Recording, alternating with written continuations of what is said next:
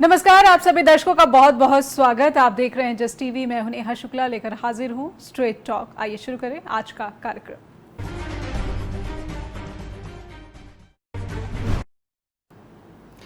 तो सुदर्शन चक्र का ऐलान किया गया भारत के प्रधानमंत्री नरेंद्र मोदी की तरफ से स्वतंत्रता दिवस के अवसर पर, और इससे एक दिन पहले पाकिस्तान के स्वतंत्रता दिवस के अवसर पर ऐलान किया गया कि पाकिस्तान भी अब एक नया रॉकेट कमांड फोर्स इसका गठन करेगा, और ये सीधा सीधा भारत की चिंताओं को बढ़ाने वाला है क्योंकि इसकी मदद की जाएगी चीन की टेक्नोलॉजी की तरफ से। हमारे कुछ सवाल हैं कि क्या भारत और पाकिस्तान दोनों ही तरफ से जो ऐलान हुआ है, जो घोषणाएं सेना से संबंधित की गई हैं, ये दोनों देशों के बीच तनाव में और इजाफा है, और वो भी तब जब फील्ड मार्शल असीम मुनीर एक बार फिर से परमाणु हमले की धमकी दे रहे हैं और यहाँ तक कह रहे हैं कि आधी दुनिया को ले डूबेंगे।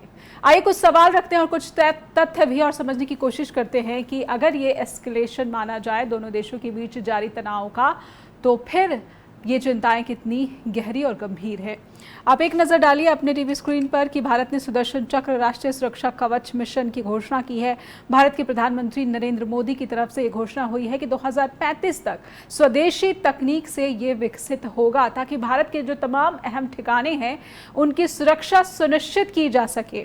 तो ये बात तो हो गई भारत की सुरक्षा व्यवस्था को दुरुस्त और आधुनिक बनाने की। और इससे पहले पाकिस्तान ने army rocket command force ARFC इसकी घोषणा की है। ये चीन के people's liberation army rocket force PLARF के तर्ज पर तैयार किया जाएगा। भारत और पाकिस्तान जिनके बीच पहले से ही तनाव बना हुआ है और ये तनाव और भी गहराते जा रहे हैं, दोनों देशों की सेनाओं की इस तैयारी के क्या मायने निकाले जाने चाहिए? क्या ऑपरेशन सिंदूर से नई सुरक्षाएं चिंताएं जो जन्मी है उसमें एक और इजाफा माना जाए? दक्षिण एशिया में भारत की कूटनीतिक पकड़ क्या इस लेटेस्ट डेवलपमेंट से कह सकते हैं कि ढीली दिख रही है, क्योंकि पाकिस्तान के साथ अमेरिका ये दुहाई देते हुए आ खड़ा हुआ है कि आतंकवाद के खिलाफ अमेरिका को पाकिस्तान का साथ बहुत ज़रूरी हो गया है।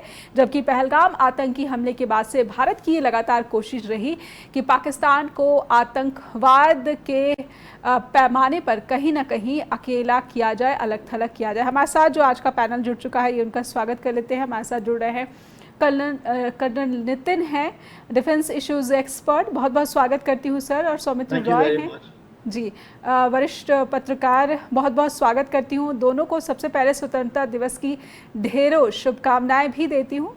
और सौमित्र सर, इससे पहले कि मैं थोड़ा सा डिफेंस एंगल से कर्नल नितिन सर से समझूं, मैं थोड़ा सा आपसे समझना चाहती हूँ कि जब इस तरह की खबरें हम पत्रकारों के सामने आती हैं तो दोनों देशों के नागरिकों को कैसे देखना चाहिए? क्या ये तनाव में इजाफे का संकेत ना माना जाए? पहले से सैन्य संघर्ष हुआ, उसके बाद सीज फायर हो गया, और अब ऐसा लग रहा है कि फील्ड मार्शल असीम मुनीर धमकी फिर से देने लगे हैं परमाणु हमले की, और साथ ही साथ पाकिस्तान में नई रॉकेट कमांड फोर्स के गठन का ऐलान हो रहा है। सौमित्र सर, देखिए, दो अलग अलग बातें हैं। एक तो ये है कि जो तनाव है वो तनाव हमारे शायद अंदर है। पाकिस्तान का नाम आते साथ ही वो तनाव का जो ट्रिगर है वो अपने आप वो चालू हो जाता है। लेकिन बात ये नहीं है, बात तैयारी की है। और ये तैयारी ऑपरेशन सिंदूर के बाद में काफ़ी ज़रूरी हो गई थी, क्योंकि जिस तरीके से भी जो हमारा नुकसान हुआ है, जिसके बाद में अभी हाल में जो हमारे एयरफोर्स चीफ है उन्होंने कहा है कि हमने पाकिस्तान के 6 एयरक्राफ्ट हमने गिराए हैं। इसके पहले ये नैरेटिव चल रहा था कि भाई जो भारतीय वायुसेना के विमान गिरे हैं। तो हमारी जो मिसाइल टेक्नोलॉजी है वो कहीं ना कहीं पाकिस्तान से कहीं ज़्यादा एडवांस है, और उसी का नतीजा है कि हमने प्रिसिजन स्ट्राइक की ऑपरेशन सिंदूर में। लेकिन कई कमियां भी हैं। मुझे लगता है कि भारत के प्रधानमंत्री ने आज जो आज़ादी की जश्न पे लाल किले से जो एक ऐलान किया है कि हम सुदर्शन चक्र के रूप में हम एक नया जो जवाब है भारत का पाकिस्तान के आर्मी रॉकेट कमांड के खिलाफ, तो वो जो उन्होंने ऐलान किया है वो बहुत ज़रूरी है। क्योंकि जो लेयर्स होती हैं अलग अलग जो डिफेंस हमारे की। रक्षा प्रतिष्ठान जी। है, या हमारे जो आर्मी के फील्ड्स हैं या एयरफोर्स के जो कमांड्स हैं, वहाँ पे जो एक लेयर होती है प्रोटेक्शन की, उस लेयर में शायद काम करने की ज़रूरत है। हमने जो मिसाइलें बनाई हैं और उन मिसाइलों का जिस तरीके से हमने उपयोग किया है वो तो अचूक रहा है, लेकिन फिर भी एक लेयर बनाने की ज़रूरत है। और ये लेयर कई स्तरों पे होती है, 3-4 स्तरों पे होती है। तो सुदर्शन चक्र का जो आज ऐलान है वो मेरे ख्याल से काफी अच्छी बात है, लेकिन इसमें तनाव की बात नहीं करनी चाहिए, क्योंकि ये तैयारी है। हर देश को हक है कि वो अपने रक्षा के लिए तैयारी करे। जी, लेकिन फील्ड मार्शल की जो लैंग्वेज है और जो भारत की तरफ से प्रतिक्रिया भी आई है कि परमाणु हमले की धमकी देते रहते हैं, और भारत ने कहा है कि उनकी आदत है वो ऐसे ही पैंतरेबाजी करते रहते हैं, लेकिन उनको अपनी बयानबाजी में कम से कम संयम ज़रूर बरतना चाहिए। पाकिस्तानी पक्ष देखे तो आक्रामक लगातार बना हुआ है। हाँ, पाकिस्तान एक आक्रामक पक्ष बना हुआ है, लेकिन पाकिस्तान कोई लड़ाई या इस तरीके से भारत के खिलाफ कोई सैनिक कार्रवाई तब तक नहीं कर सकता जब तक कि उसको चीन का सपोर्ट मिले। तो चीन भी अभी नहीं चाहेगा, क्योंकि भारत अगले साल ब्रिक्स का प्रेसिडेंट बनने वाला है। अभी जो हमारे प्रधानमंत्री हैं वो रूस जा रहे हैं, वहाँ पे शायद एक बहुत पॉजिटिव बातचीत होनी है जिसकी उम्मीद की जा रही है। तो भारत पर हमला करने की जो ये सारी धमकियां हैं, कि वो बेसिकली पाकिस्तान का एक अपर हैंड है, और जिसको लेके पाकिस्तान लगातार ये कहता रहा है कि अगर भारत ने कोई बांध बनाया तो हम 10 मिसाइलें छोड़ देंगे, और इस तरीके का वो एक शो करता है कि एक अपर हैंड है। लेकिन भारत की जो हम दुनिया में चौथे नंबर पे हैं, अगर हम सैन्य ताकत की बात करें, पाकिस्तान 12वें नंबर पर है। जी। तो इस फर्क को हमको याद रखना चाहिए। हम बड़े देश हैं, हम ज़्यादा ताकतवर देश है, तो हमें उनके हमले की धमकी को बहुत ज़्यादा सीरियसली लेना भी नहीं चाहिए, लेकिन तैयारी हमारी ज़रूरी है।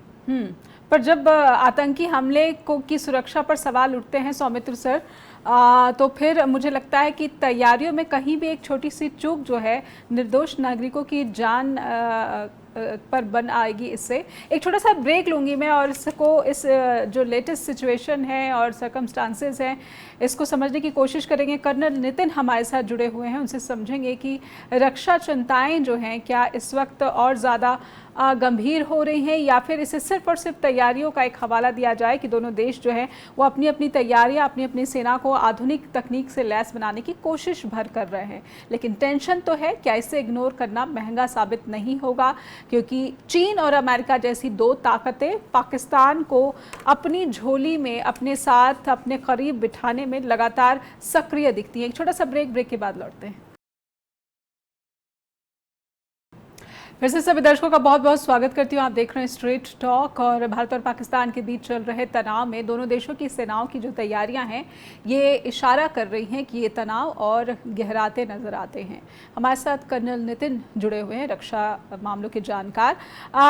नितिन सर, समझना चाहूँगी कि आर्मी रॉकेट फोर्स कमांड, इसका ऐलान ये भारत के लिए कितना अहम और कितनी बड़ी चिंता, खास करके तब जब टेक्नोलॉजी चीन से लाने की बात हो रही है। और इसी बीच दर्शकों को मैं जानकारी दे दूं कि मेजर जनरल राजन कोचर, डिफेंस इश्यूज एक्सपर्ट, हमारे साथ जुड़ गए हैं। बहुत बहुत स्वागत करती हूं मैं कोचर सर आपका स्ट्रेट टॉक के प्लेटफॉर्म पर।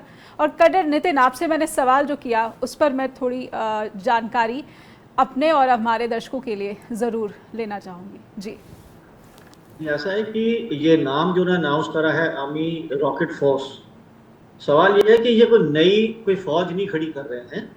इनके पास पिछले 25 साल से आर्मी स्ट्रैटेजिक फोर्सेस कमांड पहले से है।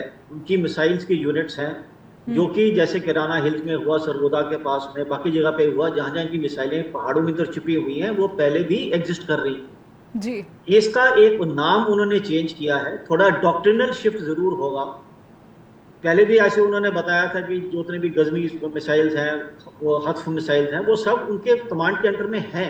एक नॉमेनक्लेचर चेंज है, थोड़ा सा डॉक्ट्रिनल शिफ्ट है।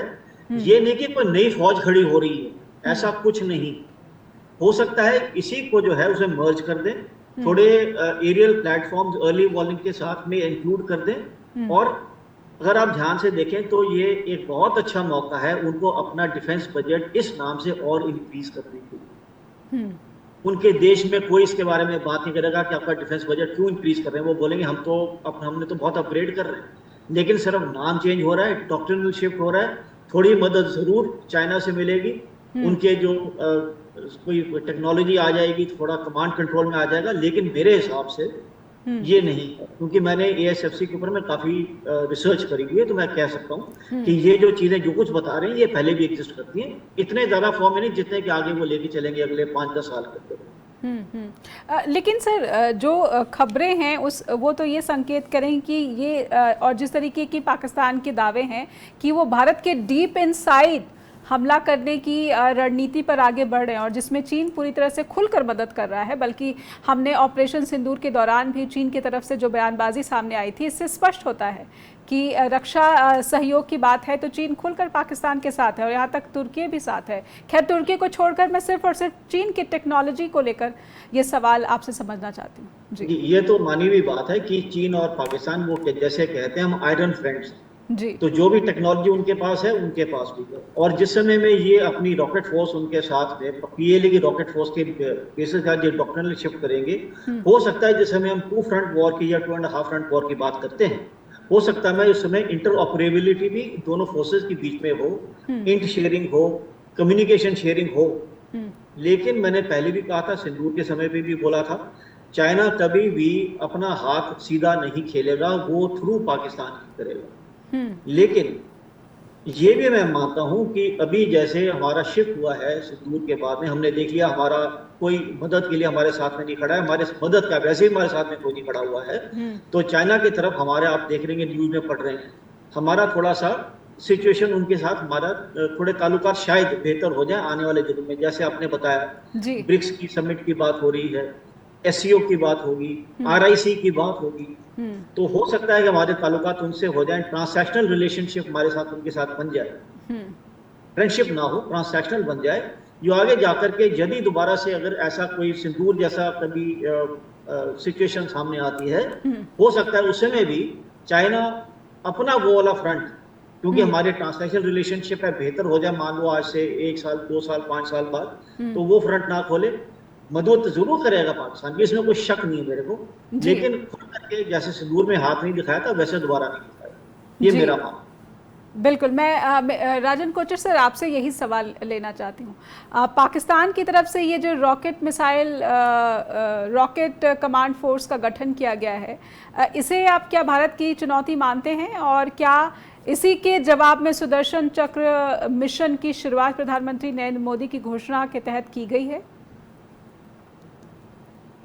देखिए नेहा जी, ये दो चीज़ें लिंक नहीं है, बिकॉज अगर प्राइम मिनिस्टर आज ये स्टेटमेंट दे रहे हैं एक रक्षा कवच की और सुदर्शन चक्र की, तो वो एक बहुत पेंडिंग रिक्वायरमेंट थी एयर डिफेंस की बहुत सालों से, कि हमको इस टाइप का एक लेयर्ड सिस्टम हमारे पास आना चाहिए जी। बजट प्रॉब्लम थी और बहुत ऑर्गेनाइजेशनल इश्यूज थे, तो प्राइम मिनिस्टर ने अभी साफ कर दिया, क्योंकि आने वाली लड़ाई हमने अपना देखा, और प्राइम मिनिस्टर ने खुद देखा कि S-400 ने क्या बेहतरीन मुजाहरा दिया था इस लड़ाई में।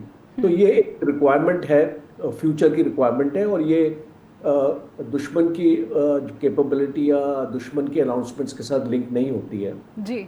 दूसरा आपका क्वेश्चन बहुत वाजिब है कि देखिए चाइना ने अपनी रॉकेट फोर्स क्यों बनाई, बहुत इंपॉर्टेंट है ये चीज़ समझना, फिर आप एक्चुअली समझेंगे कि पाकिस्तान क्यों बना रहा है।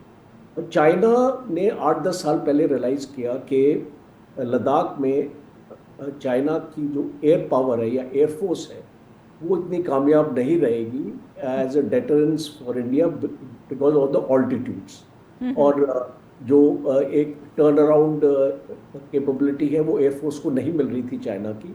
तो चाइना ने अपनी एक रॉकेट फोर्स का गठन किया और एक अपनी स्ट्रेटेजिक फोर्स कमांड का गठन किया। और क्यों किया?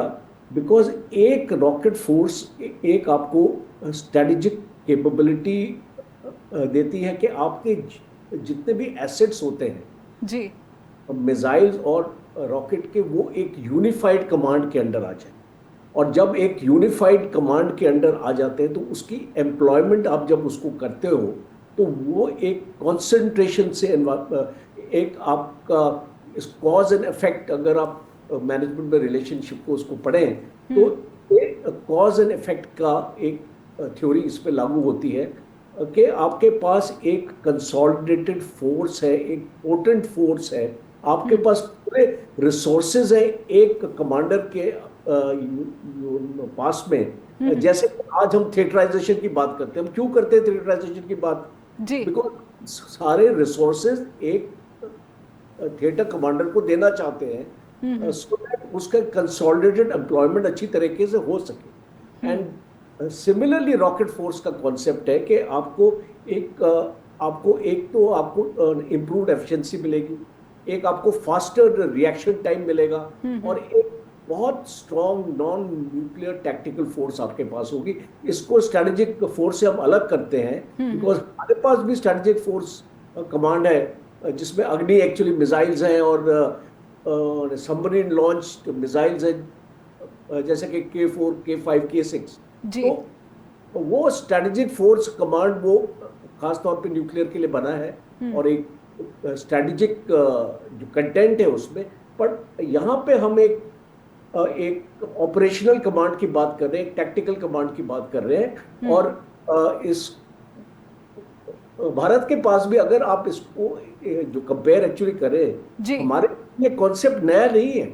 हमारे पास भी इंटीग्रेटेड रॉकेट फोर्सेस हैं, हमारे पास पृथ्वी रेजिमेंट है, अग्नि रेजिमेंट है, डिफरेंट टाइप्स की रेजिमेंट है। और अभी इस बार रिपब्लिक डे में प्रलय जो एक आपकी tactical short range ballistic missile है जिसका रेंज 150 से 500 किलोमीटर है जी, इसको डिस्प्ले किया गया था। ब्रह्मोस हमारे पास है, अभी आपके पास निर्भय आ रही है जो आपकी सबसोनिक क्रूज मिसाइल है जो ऑलमोस्ट 800 to 1000 किलोमीटर की एम्प्लॉयमेंट है।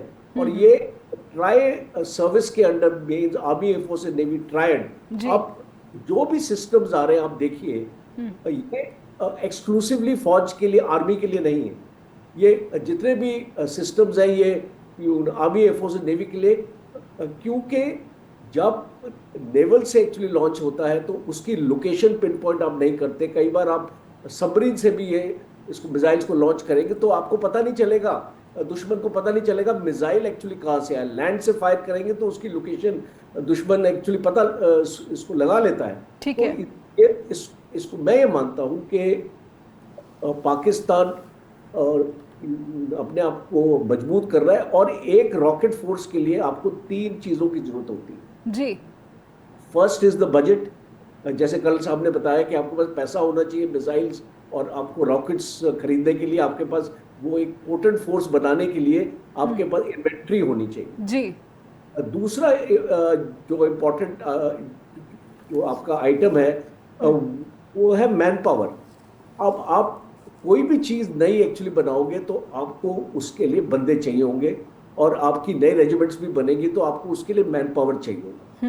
हमारे फौज में क्या होता है, हम लोग सेव एंड रेस करते हैं। सेव एंड रेस का मतलब है कि हमको कोई एडिशनल मैन पावर कहीं से नहीं आता है, हमको अपने आप ही अपनी रेजिमेंट्स में से कटौती करनी पड़ती है। जैसे कि आप अपने लॉजिस्टिक्स की यूनिट्स को कम कर देंगे, उनकी स्ट्रेंथ कम कर देंगे। हमारी एक एसएक्स होती है, आर्मी स्टैंडिंग एस्टेब्लिशमेंट कमेटी, वो हर एक साल अपना दौरा लगाती है यूनिट्स का और वो देखती है कि वर्कलोड हर एक यूनिट में कितना है और उस हिसाब से वो उसका मैन पावर कम करती है, ज्यादा करती है। That type. पर क्या ये तरीका सही है? जिस तरीके से भारत की सीमाओं पर चिंताएं कभी कम हो जाती हैं, कभी गहरी हो जाती हैं, क्या ये हम मानकर बैठे हैं कि चीन के साथ जो सीमा विवाद है वो बिल्कुल ही नरम हो चुका है और संबंध जो है बिल्कुल सही दिशा में आगे बढ़ रहे हैं? एक छोटा सा ब्रेक लूँगी मैं यहाँ पर, इससे पहले कि मैं इसे समझूं कि भारत की जो रक्षा स्ट्रैटेजी है या फिर सेना के जिस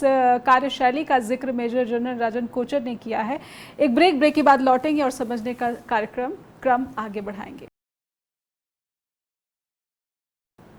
फिर से स्वागत है सभी दर्शकों का। आप देख रहे हैं स्ट्रेट टॉक और सीधे चलते हैं सौमित्र जी के पास। इससे पहले कि राजन कोचर सर से जो उन्होंने एक बहुत ही महत्वपूर्ण जानकारी दी है और उससे संबंधित जो सवाल मैंने उठाए थे ब्रेक पर जाने से पहले, उसका उत्तर जानूं। सौमित्र सर, मैं समझना चाहती हूँ कि ऐसे वक्त में क्या ये कहा जा सकता है कि भारत के लिए ऑपरेशन सिंदूर के बाद से चाहे वो रक्षा चुनौतियाँ हों या फिर आर्थिक चुनौतियाँ हों, लगातार गहराती जा रही हैं। ट्रंप जब टैरिफ की बात कर रहे हैं और उसमें रूस का हवाला दे रहे हैं कि अगर रूस नहीं माना तो भारत पर टैरिफ लगा देंगे, और रूस क्योंकि भारत के लिए बहुत ही अहम सहयोगी है, चाहे वो रक्षा मामलों पर देखी जाए, चाहे वो अन्य जो मामले हैं, पारंपरिक मित्र है और ऑल वेदर फ्रेंड भी है, स्ट्रैटेजिक पार्टनर भी है। सौमित्र सर, ऑपरेशन सिंदूर के बाद से भारत की इन चुनौतियों का मुख्य कारण क्या मानते हैं? देखिए, हमको दो अलग अलग, एक तो होता है जियो पॉलिटिक्स और दूसरा होता है जियो इकोनॉमिक्स। जी, दोनों को मिलाकर नहीं देखना चाहिए, ये दोनों अलग अलग चीजें हैं। चाइना के साथ में हमारे रिश्ते खराब हैं गलवान को लेकर, और उसके पहले भी बहुत सारी ऐसे इंसिडेंट्स हुए हैं, तो लेकिन उनके साथ में हमारा व्यापार का संबंध है। तो ये जियो इकोनॉमिक्स को हमको अलग करके देखना चाहिए और जियो पॉलिटिक्स को। सबसे बड़ी जो बात है वो ये है कि हमारी, ठीक है, जो ट्रम्प का टैरिफ है उसके कारण से हमारी इकोनॉमी पे प्रभाव पड़ेगा, लेकिन हमको कुछ नए फ्रंट्स भी हमको देखने पड़ेंगे कि हम जिनके साथ में बिजनेस कर सके, नए कुछ मार्केट हमको तलाशने पड़ेंगे। तो ये एक तरफा एक अलग बात है। और दूसरी चीज़ है जो आज सुदर्शन चक्र का या पाकिस्तान ने जो मिलिट्री रॉकेट फोर्स कमांड किया है, वो एक अलग मामला है। जी, दोनों को अगर हम मिलाएंगे तो शायद मेरे ख्याल से कोई नतीजा नहीं निकलेगा। लेकिन जो मैं बात कहना चाहता हूँ वो ये है कि आजकल जो मिसाइल की टेक्नोलॉजीज आई हैं, और ख़ास तौर पे जब हम जो इराक और ईरान और इजराइल का युद्ध है, अगर हम उसको देखें तो जिस तरीके की सुपरसोनिक मिसाइल्स आई हैं, तो आपका जो रिस्पांस टाइम है वो 1 मिनट से भी कम होता है। जो अभी कोचर साहब ने बताया कि जो रिस्पांस टाइम है उसको अगर आपको कम करना है, डिसीजन लेना है कि क्यों छोड़ा गया, क्या इरादा है और ये टारगेट कहाँ है, ये सारी चीज़ें अगर आपको डिसीजन लेना है तो आपको एक यूनिफाइड कमांड की ज़रूरत पड़ेगी। जी, और दूसरी बात वो ये है कि इलेक्ट्रॉनिक वॉरफेयर का जो अब लेवल है, वो लेवल बहुत सीधा सीधा सैटेलाइट कम्युनिकेशन और साथ में साइबर टेक्नोलॉजी से जाके जुड़ता है। तो भारत को इन दोनों, पाकिस्तान की अगर बात करें तो पाकिस्तान को पूरी तरीके से चाइना के सैटेलाइट्स का सपोर्ट है, और ये हमने ऑपरेशन सिंदूर में देख लिया। अब अगर हमारे पास सबसोनिक मिसाइल है और अगर चाइना से पाकिस्तान को अगर सुपरसोनिक टेक्नोलॉजी मिल जाती है और वो एक मिसाइल बना के अगर हम पे दागता है, तो हमारा रिस्पांस टाइम कितना होगा? हमको तो तुरंत ही उस पर फैसला लेना पड़ेगा कि कहाँ का टारगेट है, कहाँ से छोड़ा गया है और उसको हमको कहाँ पे हिट करना है। तो ये जो पूरा का पूरा सुदर्शन चक्र का है, ये 2035 तक जरूर जा रहा है, लेकिन हमको शायद उसके पहले ये सारी चीजें करनी पड़ी। और जहां तक इकोनॉमिक फ्रंट का मामला है, हमारे पास भी बजट कम है, पाकिस्तान के पास भी बजट कम है, दोनों लोन पे चल रहे हैं, लेकिन हमको अपने रिसोर्सेस कहीं ना कहीं से मोबिलाइज करने पड़ेंगे। अदरवाइज जो सेफ्टी है हमारे देश की, जो हमारे जो स्ट्रैटेजिक जो हमारे एसेट्स हैं, वो खतरे में पड़ जाएंगे। बिल्कुल सौमित्र सर, लेकिन जब हम इंडिजीनियस टेक्नोलॉजी की बात करते हैं तो बजट भी एक बड़ा कंसर्न है, और कर्नल नितिन भी इससे ज़रूर सहमत होंगे। और जब बजट की बात आती है तो टैरिफ भी जुड़ता है, और फिर रूस से दोस्ती भी, रूस से कच्चे तेल की खरीदारी भी जुड़ती है। नितिन सर, जिस बात का जिक्र साइबर कैपेबिलिटीज़ की बात कर रहे थे, and you are quite apt to ask this question कि सैटेलाइट से एक सटीक जानकारी मिलना, और जो रिस्पॉन्स की बात सौमित्र सर कह रहे थे, ऑपरेशन सिंदूर के बाद हमारे जो सैन्य प्रमुख हैं उन्होंने विदेशी धरती से कुछ बातें भी कही थी कि कुछ गड़बड़ हुई, गलतियां हुई, लेकिन हमने उसको तुरंत ठीक कर लिया। हालांकि कुछ स्पष्ट सामने नहीं आ सका है, लेकिन कंसर्न्स तो थे तब भी, और वो शायद अब उस पर क्या सुधार की कोशिश हो रही है। और जो यहाँ पर सौमित्र सर ने सैटेलाइट की बात कही है, साइबर जो है कैपेबिलिटीज़ की बात कही है, उस दिशा में आपकी टिप्पणी चाहूँगी। पहली बात तो जैसे सर ने बोला था जी, अभी हम सिर्फ फोकस अपना चाइना की तरफ ना करें, अभी मित्रता उनकी यूएसए के साथ भी बढ़ गई है। यदि उनको एड चाइना से मिलेगी, उनसे अभी उनको आदत है पाकिस्तान को कि जहां से उससे सामान मिलता है वो ले लेता है, और चाइना से उसको लोन पे मिलता है, फिर जो यूएस है उसको फ्री में देगा एड के तौर पे, टेररिज्म किसी भी नाम से उनको दे देगा। जी अभी काफी कुछ आर्म्स की और मदद की उसको उम्मीद यूएसए से भी हो जाएगी। ठीक है, पहली बात ये। जी लेकिन जो जो अभी हालात जैसे बढ़ते जा रहे हैं, जैसे जन साहब ने भी बताया, अभी समय है हमारा कि जो भी हमारे कॉन्सेप्ट्स जो पहले थोड़ी देर के लिए थोड़ी कोल्ड स्टोरेज में चले गए थे, जैसे थिएटराइजेशन हो गया, दूसरा हमने अपनी साइबर कमांड रेज करनी थी, जी हमको स्ट्रेटेजिक फोर्सेस कमांड तो है हमारे पास में, वो तो जन साहब ने अर्ज किया, hmm air defence command, space command, इन चीजों पे अगर हमको अभी तवज्जो देना बहुत जरूरी है। इसको हमको अभी वॉर फुटिंग पे इनके ऊपर काम करना पड़ेगा, देश को इसके लिए बजट एलोकेशन करनी पड़ेगी। हर बार कहना कि ये डिफेंस बजट नहीं है, बाकी चीजों पे लगाओ, या लोग कहते हैं इसके जगह कहीं और लगा देते हैं, अभी वो समय नहीं है। जी हमको प्रायोरिटी देनी पड़ेगी। हमारे पास जैसे मैंने सिंदूर ने बता दिया कि हमारे मित्र इस दुनिया में कौन है, देख लिया हमने कि हम अकेले खड़े हैं। जी हम लोगों के साथ में मित्रता की उम्मीद ना करें, ट्रांसैक्शनल रिलेशनशिप रखें। यूएसए के साथ भी हमें ये नहीं कहना चाहिए कि उनसे हमारी दुश्मनी हो गई, ट्रम्प है, कल तो ट्रम्प चला भी जाए, कुछ भी हो सकता है। सिमिलरली हमारे रिलेशन चाइना के साथ जो ट्रांसैक्शनल है बना के रखें, और जो जो काम है जैसे मैंने बताया, theatrisation, cyber command, air defence command, space command, इनके ऊपर में तवज्जो देना शुरू करें, इन पे वॉर फुटिंग में काम शुरू करें। जैसे जन साहब ने बताया था रिस्पॉन्स टाइम, यदि ये चीजें अपनी भी जगह पे ठीक अपने अपने खांचे में ठीक बैठेंगी तो अपने आप हमारी डिफेंस कैपेबिलिटी हो जाएगी। लेकिन इंडिजिनाइजेशन इज वेरी इंपॉर्टेंट। जैसे आज उन्होंने प्राइम मिनिस्टर ने बोला सेमीकंडक्टर पार्ट्स, जी अच्छी बात है, हम लोग सेमीकंडक्टर्स हर चीज में लगते हैं, अगर हमारे सेमीकंडक्टर्स आएंगे इंडिजिनस होंगे, it will be much better off. That is my view. जी बिल्कुल। राजन कोचर सर, एक सवाल जो मैं चाहती थी कि आपने कहा सेव एंड रेज, क्या वो सही है, सही चल रहा है? क्योंकि हमने अग्निवीर योजना जो थी उसे लेकर इस तरह की चिंताएं काफ़ी सामने आई थी। जी देखिए नेहा जी, आप मेरी एक्चुअली दुखती रख पे आपने हाथ रख दिया है। जी बिकॉज मैं एक उन सीनियर ऑफिसर्स में से हूँ जो अग्निवीर को सपोर्ट नहीं करते हैं, और मेरे व्यूज़ और मेरे आर्टिकल्स पब्लिश हो चुके हैं, और पीएमओ तक इसको मैंने कंसर्न्स पहुंचाई हैं। जी अपना नोट भी एक्चुअली भेजा था। तो पॉइंट ये है, आपको समझना पड़ेगा। देखिए, गवर्नमेंट की भी कुछ कंपल्शंस हैं, क्योंकि बजट उतना ही है। गवर्नमेंट को भी बाकी डेवलपमेंट पे, इंफ्रास्ट्रक्चर पे, रेलवेज पे और इस एजुकेशन पे अपना खर्चा अपना करना पड़ता है। अब ये गवर्नमेंट को तय करना है कि उसके लिए ज़्यादा प्रायोरिटी कौन सी तरफ है। और मैं एक चीज़ मानता हूँ that if you invest in war you can buy peace. तो जो चीज़ अगर आपके पास ताकत नहीं है, आप अपने आप को एक 4th लार्जेस्ट इकोनॉमी वर्ल्ड के मान रहे हैं, 3.8 ट्रिलियन इकोनॉमी, आप इसको मान लीजिए 4 ट्रिलियन आपकी इकोनॉमी है आज, और आप प्रेडिक्ट किया है कि 2 साल में आप 5 ट्रिलियन तक पहुंचेंगे। उस 5 ट्रिलियन का क्या फायदा जब आपकी फौज को आपने मजबूत नहीं किया?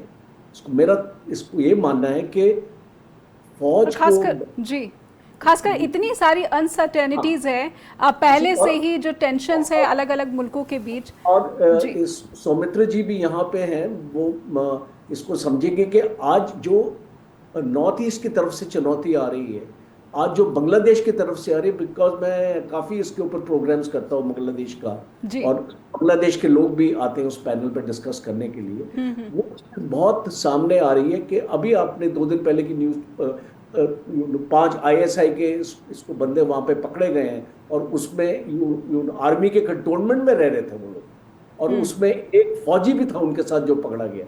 जी तो जब मैं ये चीज़ों को, because this is the tip of the iceberg, अभी आपको छुटपुट करके ये इंफॉर्मेशन आपको आ रही है, और आप नहीं जानते कि किस हद तक आपने DG ISPR की स्टेटमेंट पे अगर आपने गौर किया होगा, ये जो उसने स्टेटमेंट दी थी, अगली बार जब ये एक ऑपरेशन होगा या एक लड़ाई होगी तो हम भारत के ऊपर नॉर्थ ईस्ट से भी हमला करेंगे, उसके ईस्ट से भी हमला आएगा।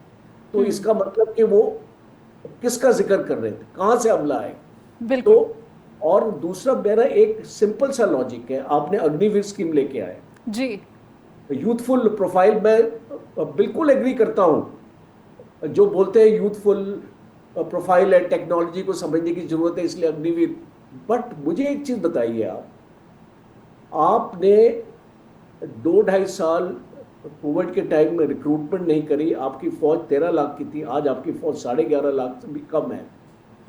आपके बांग्लादेश बॉर्डर पे, क्योंकि मैं वहां पे पोस्टेड रहा हूँ, वहां पे कोई फेंसिंग ही नहीं है। इसको बॉर्डर जो आपका खुला हुआ है, लोग आते जाते, आधा गांव इस तरफ है, आधा गांव जी इस तरफ। जी। और जो आप नॉर्थ ईस्ट में देखो, मणिपुर मिजोरम में देख लो, आपका 1643 किलोमीटर्स का आपका बॉर्डर, वो फेंस्ड ही नहीं है, और मुश्किल से 6% फेंस है उस बॉर्डर पे। बिल्कुल। और उसको असम राइफल लुक आफ्टर कर रहा है। असम राइफल एक एक्चुअली बॉर्डर मैनेजमेंट फोर्स ही नहीं है। तो जब मैं इन चीज़ों पे इसको ध्यान अपना देता हूँ, तो इसको मुझे लगता है कि आपने अपने लिए वल्नरेबिलिटीज रखी हुई हैं, और उस वल्नरेबिलिटीज को एड्रेस करने के लिए आपके पास फौज नहीं है। बिल्कुल, जैसा आपने कहा कि कमांडिंग और सेंट्रलाइज्ड चीज़ें जो है मुश्किल घड़ी में ज़्यादा फायदेमंद साबित होती है और क्विक रिस्पांस में बहुत मददगार होती है। एक छोटे से ब्रेक का वक्त हो रहा है कोचर सर, आपको रोकना पड़ेगा। एक ब्रेक लेती हूँ, लौटूंगी तो समझेंगे कि कोचर सर और क्या इसमें ऐड करना चाहते हैं। ब्रेक के बाद जल्द हाजिर होते हैं। फिर से स्वागत है आप सभी दर्शकों का, देख रहे हैं स्ट्रेट टॉक। और कोचर सर, अगर आपकी बात अधूरी रह गई तो आप पूरी कर सकते हैं, फिर मैं अगला सवाल सौमित्र सर से। जी। I just conclude by very very simple logic. जब आपको चाइना की चुनौती आई, तो आपने जम्मू कश्मीर से यूनिफॉर्म फोर्स को आपने चाइना बॉर्डर पे भेज दिया। जब आपने इस फोर्स को वहाँ पे भेज दिया, तो आपने गैप क्रिएट कर दिया। आपका पुंछ, रजौरी और जम्मू के रीजन में आप उस एरिया को डोमिनेट नहीं कर सके। उसकी वजह से टेररिस्ट अंदर आपके घुस आए, और आपके जो आपके वारदात होने लग गई, आपका एम्बुश होने लग गया, और आप उसको कंट्रोल नहीं कर पाए। उसके बाद आप 2 बटालियन असम राइफल्स की भेज देते हो नॉर्थ ईस्ट से वहां पे जम्मू एंड कश्मीर में। ये क्या सिस्टम है? सिस्टम के एक फौज को वहां भेज दिया, एक फौज को वहां भेज दिया। अब कल अगर बांग्लादेश में चुनौती आएगी, तो कौन सी फौज जाएगी वहां पे लड़ने के लिए? तो मेरा ये है कि आपको 45,000 अग्निवीर आप एक साल में रिक्रूट करते हैं, और आपकी रिटायरमेंट होती है 60 to 65,000 लोग आपके हर एक साल रिटायर होते हैं। तो इसका मतलब आप ऑलरेडी हर एक साल डेफिशिएंसीज आपने क्रिएट करनी शुरू कर दी है, और आपको रिक्रूटमेंट को, आपको जो आपकी जो वेस्टेज है, उससे आप उसको मैच नहीं कर पा रहे। और दूसरा 4 साल के बाद, अभी अगले साल अग्निवीर का 4 साल हो जाएगा। अब आप 35% लोगों को वापस भेज देंगे। अब आपने जो आप 45 आपने रिक्रूट किए थे, उसमें से 10,000 रखोगे आप जी, 30,000 आपने वापस चले गए। तो आप सजेस्ट करेंगे कि ऐसा नहीं किया जाए, क्योंकि इस वक्त रक्षा की चुनौतियां बहुत गंभीर बनी हुई हैं। और मैं ये बोलता हूं कि आपकी फौज आपको 15 लाख पे लेके आनी है, और आप उसको राइट साइजिंग कर रहे हैं, डाउन साइजिंग कर रहे हैं। अंग्रेजी बोले जा रहे हैं कि टेक्नोलॉजी आ जाएगी तो आपको मैन पावर की जरूरत नहीं। टेक्नोलॉजी आएगी तो देखेंगे ना, जब आएगी।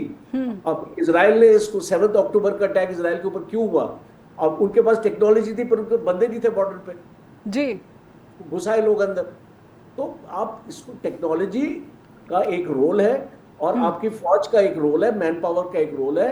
अगर एक कॉलोनी में अगर आपके पास गार्ड नहीं है जी के ऊपर, तो कोई भी अंदर घुस आएगा। तो बिल्कुल, आपको कोई भी जगह जो है खाली नहीं छोड़नी है। उसका खामियाजा किसी भी देश के नागरिकों को भुगतना पड़ता है, चाहे वो इजराइल हो, चाहे वो भारत हो। पहलगाम में जिन निर्दोष लोगों की हत्या की गई। सौमित्र सर, बात आतंकवाद का उठाना चाहती हूँ। जब भारत ये कहता है कि पाकिस्तान की तो पॉलिसी है, टेररिज्म को एक टूल की तरह इस्तेमाल किया जाता है, और फिर ये घोषणा कर देते हैं कि हम आर्मी रॉकेट कमांड फोर्स लेकर आएंगे। और जैसा कि कोचर सर ने कहा है कि बांग्लादेश से ISI के बंदे पकड़े जा रहे हैं। बांग्लादेश की सिचुएशन बॉर्डर को लेकर पहले ही यहाँ पर सेंसिटिव बनी हुई है। ये सभी इशारा करते हैं कि स्थितियाँ आगे भी जो है चैलेंजिंग बनी हुई हैं। जी देखिए नेहा जी, मैं कई बार कह चुका हूँ आपके प्रोग्राम में कि आतंकवाद से लड़ना सेना का काम नहीं है। पहली बात। दूसरी बात, जो कोचर साहब ने भी कहा कि हमारे पास में मैन पावर की कमी है, तो अगर आप चाइना को देखें तो चाइना अब टेक्नोलॉजी पे इन्वेस्ट कर रहा है, रोबोटिक्स पे इन्वेस्ट कर रहा है, वो एआई टेक्नोलॉजी पे इन्वेस्ट कर रहा है, वो स्पेस टेक्नोलॉजी पे इन्वेस्ट कर रहा है।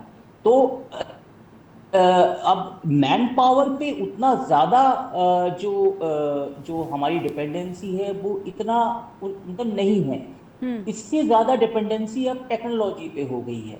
तो अगर हम टेक्नोलॉजी को हम ऑप्टिमम यूज करते हैं तो शायद काफ़ी सारी हमारी समस्या जो है वो खत्म होगी। लेकिन दिक्कत ये है कि हमारे पास जो हमारे तीनों सेक्टर्स हैं, चाहे वो वेस्टर्न की बात करें, नॉर्दर्न की बात करें, ईस्टर्न की बात करें, तीनों सेक्टर्स में हमारे कोई इस तरीके का थिएट्रिकल कमांड नहीं है। और जो हम उम्मीद करते थे, अगर आप देखें तो चाइना ने ये थिएट्रिकल कमांड जो है वो बहुत पहले बना लिया है। तो हमारे पास जवाब के लिए, और हम 5 फ्रंट वॉर की बात कर रहे हैं, ये 3 फ्रंट भी नहीं है या 2.5 फ्रंट भी नहीं है। जो कोचर साहब ने कहा कि बांग्लादेश से अगर कोई हमला होता है, चाहे वो आतंकी हो या चाहे आप कैसे रिस्पॉन्ड करेंगे उनको, या सेना को कहेंगे हाथ बांध कर कि भाई सिर्फ आप आतंकी ठिकाने पर आप हमला करिए, या फिर आप उसको एक्ट ऑफ वॉर मानेंगे। तो ऑपरेशन सिंदूर के बाद में जो एक जो ओपननेस आई है कि ये एक्ट ऑफ वॉर है, तो हमको फिर उस एक्ट ऑफ वॉर के हिसाब से आर्मी को, जो हमारी सेना है, हमारी फौजें हैं, उनको आतंकवाद से अलग करना पड़ेगा और उनको सिर्फ जंग के लिए हमको उसकी तैयारी करनी पड़ेगी, जो अब पाकिस्तान कर रहा है। जी, तो यानी पहले भारत का जो रुख रहा है कि हमने तो सिर्फ आतंकवाद के ठिकानों को निशाना बनाया, दिस वाज टोटली रॉन्ग। जी बिल्कुल है, बिल्कुल ये रॉन्ग है।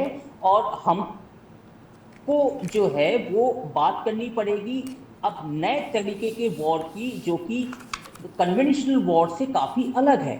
तो हमको उस तरफ तैयारी करनी पड़ेगी, और चाइना पाकिस्तान की जो आर्मी है उसको इस तरीके से ही तैयार कर रहा है। जी जी बिल्कुल। Colonel Nitin, final concluding remarks.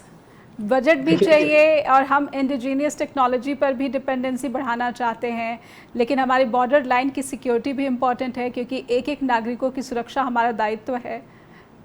इतना क्या इंडिया ओवर एम्बिशियस दिख रहा है इस वक्त, या फिर ये फ़र्ज़ है नागरिकों की सुरक्षा का जो हमने कसम खाई है, चाहे वो भारतीय सेना हो या सरकार हो, हर हाल में पूरा करना होगा? जी देखिए जी, सबसे पहले तो खुशवंत सिंह जी ने बहुत अच्छा बोला था एक बार, you can not lay a price tag on a security of a nation. जी ठीक है, सवाल यह है कि पैसा जो खर्च करना इस समय जरूरी है। डेवलपमेंट वगैरह, अगर मान लो कुछ अगर के हादसा हो जाता है, कुछ हमारा इलाका चला जाता है, तो हम इस डेवलपमेंट रेलवे वगैरह को लेके क्या करें, कहाँ जाएंगे उसके? So we have to start prioritising कि हमने कहाँ पैसा खर्च करना है। बाकी तो जैसे आप सहमत हैं कि इस वक्त जो सजेशन कोचर सर ने दिया कि 4 साल हो गए हैं, अगर उनको वापस भेज दिया जाएगा अग्निवीरों को, तो ये हमारी सिक्योरिटी कंसर्न्स में इजाफा ही होगा, एडिशन होगा? जी देखिए, ऐसा है कि इस समय में कोई अभी जो सिंदूर ने दिखा दिया कि हमारे वॉरफेयर का तरीका बदल चुका है। अभी एक फ्रंट है, एक रियर है, वो वाली कहानी खत्म हो चुकी है। जी जी अभी आपने देखा हमारी तो जो फ्रंटलाइन फोर्सेस तो लड़ाई में आई नहीं, सारा कुछ तो पीछे पीछे हो गया। जी जी तो वॉरफेयर चेंज हो चुका है इस समय में। जैसे भी सौमित्र सेठ ने बताया कि अभी warfare is become more AI based, more missile based, more spare based. ठीक है, जब युद्ध होगा, जब कहते हैं ना बूट्स ऑन ग्राउंड आएंगे, यहाँ तो पहले जब पीछे क्लियर होगा तो बूट्स बाद में आ रहे हैं, क्योंकि जो पहले फ्रंट था वो तो भी रियर बन गया, रियर फ्रंट बन चुका है। जी जी दैट व्हाट इज चेंज। एक और चीज जो मेरे को भी सबसे बात करते हुए मुझे ख्याल आ रही थी, जो जनरल साहब ने बताया, response time with the rocket force coming in, जो पाकिस्तान कह रहा है रॉकेट फोर्स बनाएंगे। पहले जो आर्मी स्ट्रेटेजिक फोर्सेस कमांड थी, जिस मेरे हिसाब से वो एएसएफसी को रीनोमेनक्लेचर करके थोड़ा डॉक्ट्रिनल कॉन्सेप्ट चेंज करके कर रहे हैं जी। उसका जो उनका कमांडर होगा वो किससे हुक्म लेगा? वो हुक्म सिर्फ चीफ से लेगा। ठीक है, उनका जो रिस्पांस टाइम अकॉर्डिंगली कम हो जाता है। हमारा रिस्पांस टाइम देखिए, हमारा जो हमारी स्ट्रेटेजिक फोर्सेस कमांड है, हमारी जो बाकी कमांड्स हैं, वो सीडीएस से हुक्म देगी। सीडीएस भी हुक्म नहीं देगा, उसको भी हमारे डेमोक्रेटिक सेटअप है, उसको कहीं से होकर मिलने पड़ेगी। जी। तो हमारा रिस्पॉन्स टाइम उधर भी कहीं ना कहीं we have to find methods कि हमारा रिस्पॉन्स टाइम वहाँ कहाँ कम, ठीक है, दैट इज वन। हाँ जी, और क्या कहना चाह रही थी और आप? जी, समय समाप्त हो गया है। बातें तो हैं, सवाल भी हैं, लेकिन समय आगे बढ़ने की इजाज़त नहीं दे रहा है। बहुत बहुत धन्यवाद करना चाहूँगी कर्नल नितिन आपका भी, राजन कोचर सर आपका भी, और सौमित्र सर आपका भी। आभार व्यक्त करती हूँ कि आप आए और स्ट्रेट टॉक के प्लेटफॉर्म से जुड़े। दर्शकों से अनुरोध कि आप इस पूरी परिस्थिति जो कि भारत और पाकिस्तान के बीच तनाव से संबंधित दिखती है, आप क्या सोचते हैं, अपनी राय लिखकर भेजें। info@justbroadcasting.com या फिर neha@justbroadcasting.com पर भी अपनी राय पहुंचा सकते हैं। देखते रहिए जस्ट टीवी। नमस्कार।